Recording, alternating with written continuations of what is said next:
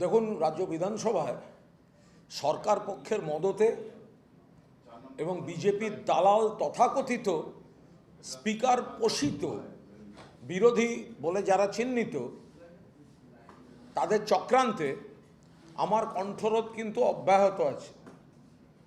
গতকাল যেভাবে একের পর এক দিন যে ঘটনাগুলো ঘটছে, শিডিউল বক্তব্য শোভনদেব চট্টোপাধ্যায় আমার নাম দিচ্ছেন আর আখরুজ্জামানরা নাম কেটে দিচ্ছেন, অর্থাৎ বলতে দেয়া হচ্ছে না। আর সরকার পক্ষ চাইছে তাঁরা সরকারও চালাবেন আবার বিরোধীও পুষবেন, অর্থাৎ তথাকথিত বিরোধীদের নামে অনৈতিকভাবে স্পিকারের নিয়োগ করা লোকজন নির্বিষ বক্তব্য রাখবেন সরকারের বিরুদ্ধে, ভাবখানা যেন বিরোধী, কিন্তু সরকারের কোনো অসুবিধা হবে না।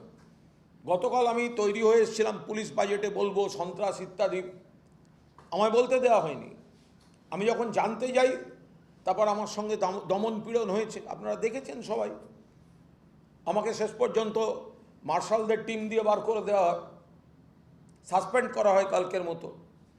আজকে আমি এসেছি, আজকে আমাদের দলনেতা শোভনদেব চট্টোপাধ্যায় একটা পয়েন্ট অফ অর্ডার তিনি তুলেছিলেন যে মাননীয় স্পিকার, গতকাল কুণাল ঘোষকে যেভাবে বার করে দেওয়া হলো তাকে কোনো আত্মপক্ষ সমর্থনের সুযোগ দেওয়া হয়নি।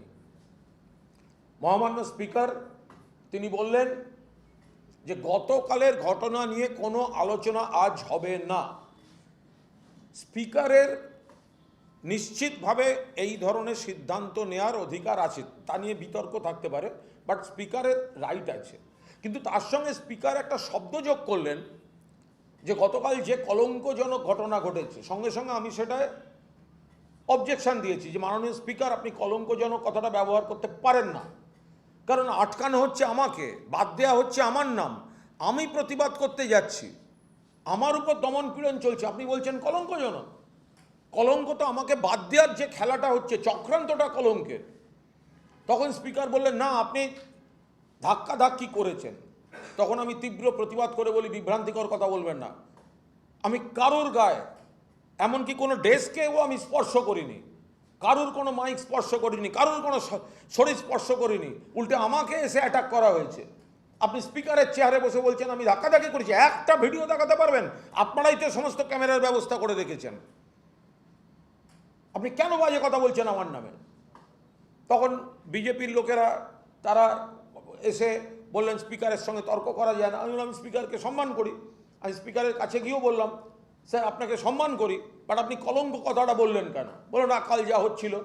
আপনি এটা বললেন কেন যে আমি ধাক্কাধাক্কি করেছি? এই কথাটা আপনি প্রত্যাহার করুন। স্পিকার সাহেব সেইভাবে না করেও ঘুরিয়ে তারপর বললেন, না আসলে ওখানে ধাক্কাধাক্কি হচ্ছিল। ঠিক আছে, এখন স্পিকার এটা বলেছেন।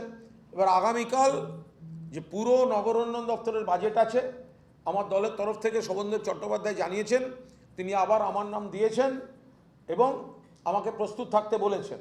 আর অন্যদিকে আখরুজ্জামান শোভনদেব চট্টোপাধ্যায়কে জানিয়েছেন যে কোনো কারোর নাম দিন, আমরা কুণাল ঘোষকে বলতে দেব না। এটা কোন দেশি গণতন্ত্র হচ্ছে? এটা তো সরকার পক্ষেরও মদত রয়েছে কোটাটার মধ্যে, নইলে এই যে বিরোধী মুখ্য সচেতক, এটা তো নৈতিকভাবে হয়নি, এটা তো স্পিকারই বসিয়ে দিয়েছেন তার বিতর্কিত সিদ্ধান্তে। তাঁর পোষা লোকেরা সরকারের পারপাস সার্ভ করছে। ফলে যদি মনে করেন যে কুণাল ঘোষকে টার্গেট করে কুণাল ঘোষকে বলতে দেবেন না, আমি তো, আমাদের কেউ তো বিয়ে কমিটিতে নেই, আমাদের কাউকে রাখেনি, কিন্তু আমি শুনলাম বিয়ে কমিটিতে আখরুজ্জামান স্পিকার সাহেবকে বলেছে যে ওদের, অর্থাৎ আসল তৃণমূলের কাউকে বলা অ্যালাউ করবেন না। আমাকে বিজেপির বিধায়করাই বললেন যে আপনাদের লোকেরাই তো স্পিকারকে বলছেন আপনাকে অ্যালাউ না করতে। এটা কোন ধরনের জিনিস হচ্ছে? আমি একটা ইলেক্টেড এমএলএ, আমার বেলেঘাটা কেন্দ্রের জন্য এমন কিছু বলার আছে, সারা বাংলা তৃণমূল কংগ্রেস বা মানুষের জন্য এমন কিছু বলার আছে যেগুলো ওই সাজানো পোষা বকলেস পরা বিরোধীরা বলছে না। তাদেরকে পুতুল সাজিয়ে বসিয়ে রেখেছে সরকার পক্ষ, তাদের অস্বস্তি হয় এমন কোনো কথা তারা বলছে না। আখরুজ্জামান যে কেন্দ্রে থাকেন, মানে নির্বাচিত, সেখানকার মানুষ জানেন যে আপনাদের এমএলএ তার এলাকায় ঘুরছে না, এখানে কার বাড়ি কার হোটেল বিজেপির এখানে পা চেটে বেড়াচ্ছে, বিজেপির দালালি করে বেড়াচ্ছে, তার জন্য ভোট দিয়েছিলেন আখরুজ্জামানকে? আপনারা তো অ্যান্টি বিজেপি ভোট দিয়েছিলেন ভোটাররা। আপনার এমএলএ আজকে বিজেপির দালালি করছে কলকাতায় বসে, নিজের স্বার্থে করছে, দলের স্বার্থে নয়, আপনার স্বার্থে নয়, কেন্দ্রের স্বার্থে নয়। আর আমরা বলতে চাইছি আমাদের কেন্দ্রের স্বার্থে, বাংলার মানুষের স্বার্থে। বিজেপি চাইছে না বলি, শক্তিশালী বক্তারা বলুক, টার্গেট করে ব্লক করে দিচ্ছে, কালকে আবার ব্লক করবে। আমার গলাটা একটু ভেঙে আছে, নইলে আমার মাইক লাগতো না হাউসে।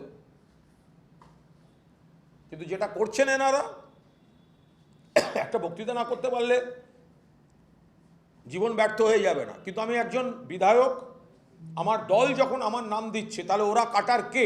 কেন কাটবে? আর আখরুজ্জামান বলছে আমাদের এতজন বিধায়ক। আরে ওই তো তোদের বিধায়ক ভাই, একদিন অন্তর একদিন একই লোককে দিতে হয়।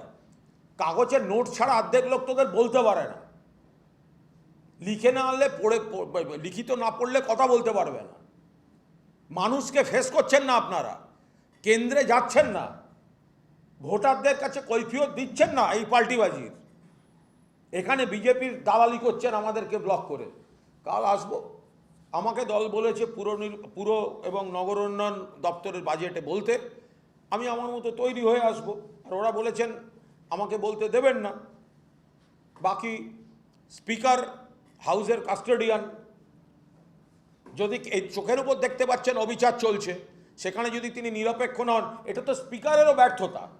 রথীনবাবু ভদ্রলোক, রথীনবাবু আমি যেটুকু দেখেছি, সিএ মানুষ, প্রথমবার এসছেন, তিনি পেশাদার ভদ্রলোক, কিন্তু এটা তো তাঁরও একটা স্পিকার হিসেবে উল্টে তাঁরই কলঙ্ক হয়ে থাকবে তার সময়, যে তিনি 2 মাসের মধ্যে স্মুথ চালাতে পারছেন না, হাউসে গন্ডগোল হয়ে যাচ্ছে, সাসপেন্ড করতে হচ্ছে। এটা তো আমরা হাসিম আব্দুল হালিম তার কাছ থেকে যা দেখেছি, আমি যখন থেকে এই হাউসে রিপোর্টার হয়ে আসি, যে স্পিকারের কৃতিত্ব হচ্ছে স্মুথ চালানো যায় যাতে, আর যদি স্মুথ চালানো না যায় সেটা স্পিকারের ব্যর্থতা। আপনি আপনার দলের কথা শুনতে পারেন, কিন্তু ডিসক্রেডিট তো আপনার। আমি স্পিকারকে শ্রদ্ধা করছি, বাট স্পিকার যদি বলে কলঙ্ক, আমি স্পিকারকে শ্রদ্ধা করছি, কিন্তু স্পিকার যদি বলে আপনি ধাক্কাধাক্কি করেছেন, আমি করিনি, আপনারা সবাই দেখেছেন, এতগুলো ক্যামেরা, বিধানসভার ক্যামেরা, একটা ফুটেজ বের করুন যে কুণাল ঘোষ কাউকে ধাক্কা মেরেছে, উল্টা আমার উপর চড়াও হওয়া হয়েছে। ফলে সেই জায়গায় আমি স্পিকারকে শুধু ওইটুকু বলেছি, স্যার আপনাকে শ্রদ্ধা করছি, কিন্তু আপনি কলঙ্ক আর আমি ধাক্কা মেরেছি, এইটা আপনাকে প্রত্যাহার করতে হবে। উনি শেষে বললেন না, আসলে ধাক্কাধাক্কি হচ্ছিল, এটা আমি গ্রহণ করে নিচ্ছি। এই হচ্ছিল মানে এই যে ভাববাচ্চে চলে গেছেন, এটা তার অবজারভেশন হতে পারে, আমি কাউকে ধাক্কাধাক্কি করিনি। এবার আগামীকাল আমি তৈরি হয়ে আসবো বলার জন্য একটা গঠনমূলক বক্তৃতা, গবেষণাধর্মী বক্তৃতা, বেলেঘাটার মানুষের কাজে লাগে, সারা বাংলার মানুষের কাজে লাগে, আমি সেরকম তৈরি হয়ে আসব। আমি বইপত্র নথিপত্র সব তুলেছি। এবার যদি বিজেপির দালাল আখরুজ্জামান যদি বলতে না দেয়, এবার বলছে অমুক আমাকে বারণ করেছে, তমুক, একবার বললো আমাকে ববিদা আর জাভেদদা বারণ করেছে, তারপর কালকে বলেছিল আর একটা নাম, চাটন ফাটন সব নাম বলেছে। তো এখন আমার তো জানার দরকার নেই কে বারণ করেছে।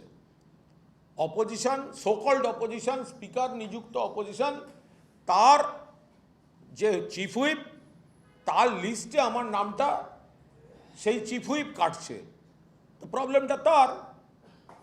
আমি একজন বক্তা, আমার পার্টির নেতা শোভনদেব চট্টোপাধ্যায় আমার নাম দিয়েছেন, আমি কাল তৈরি হয়ে বিধানসভায় আসবো।